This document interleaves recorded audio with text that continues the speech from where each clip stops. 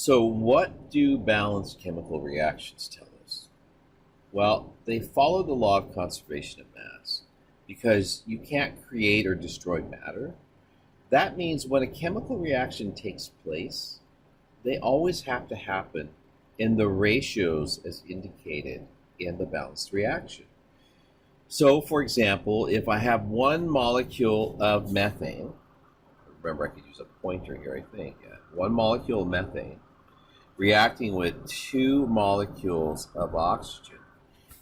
I could also think of it, because that's atom per atom, I could also think of it as 1 mole of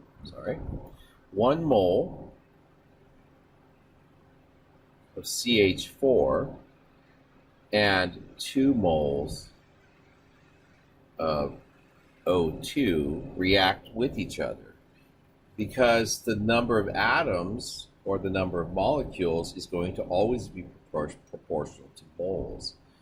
And this gives us a chemical equivalence that if I actually reacted 1 mole of methane completely, I have to react 2 moles of oxygen.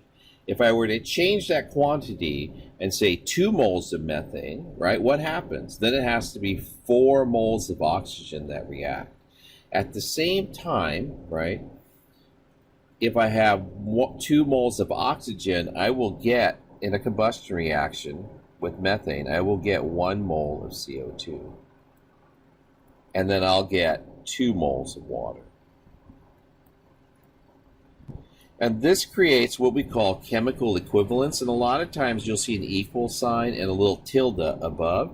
These are all chemically equivalent to each other in terms of this particular reaction. And this allows us to use the stoichiometry of the reaction to figure out, for example, if I'm consuming this much methane, how much carbon dioxide will get produced. And if I know that, then I can actually calculate the mass of carbon dioxide produced. Okay, so that's really what the balanced chemical reaction is most widely used for, is to do chemical calculations to converting quantities of one substance into quantities of another. So let's look at what's called a mole-to-mole conversion, right? It says when 13 moles of oxygen gas are consumed, how many moles of carbon dioxide are produced?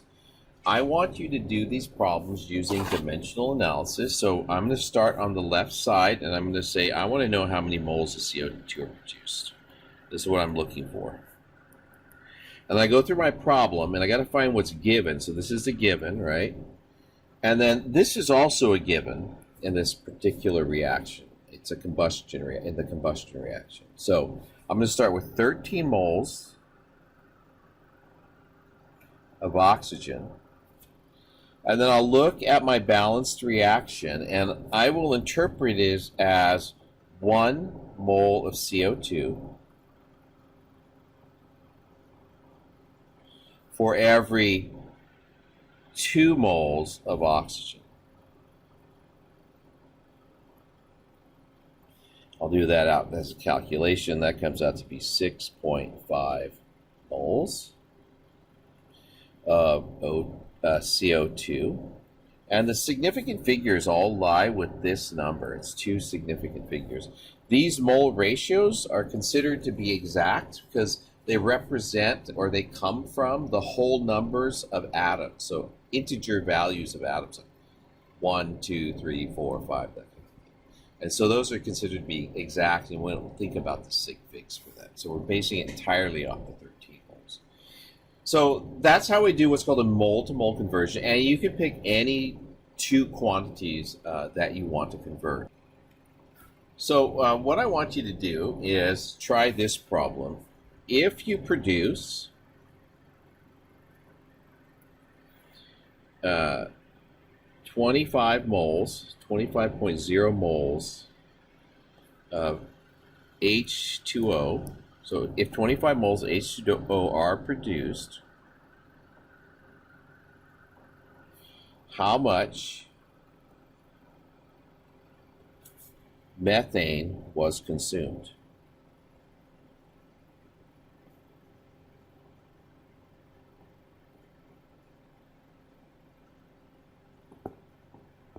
Okay, so we need to go from, again, I'll help you with the start, right? We're starting with methane. Now that's methane. We're wanting methane. So we're looking at for moles of CH4, and we're given 25 moles of H2O.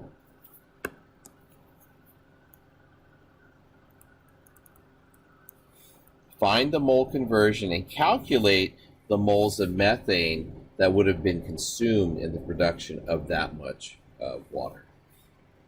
I'll pause, you fill in the mole ratio that you think is correct, and then when you come back, I'll have the answer. Okay, so there's the answer.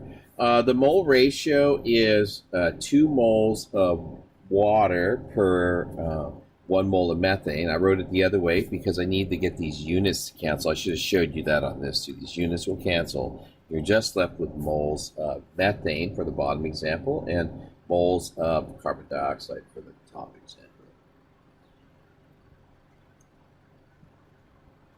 Go ahead and try. This one's a little more complicated. It says, how many moles of water must be consumed to produce 7 moles of ammonia? So I'll pause. You go ahead and work it out. And when you come back, the answer will be there. We'll talk through it. Okay, so there's the answer. Started with what it was I looking for, right? I want to know this. So I always start with that equals, so moles of water equal. And then this is the only given number as along with the balanced reaction. So I start with 7 moles of NH3. And then I know my mole ratio between NH3 and water is 2 moles of NH3 for 6 moles of water. So that's where this comes from. That's my mole ratio. And then I just do the math. So it comes out to be 21 moles of H2O.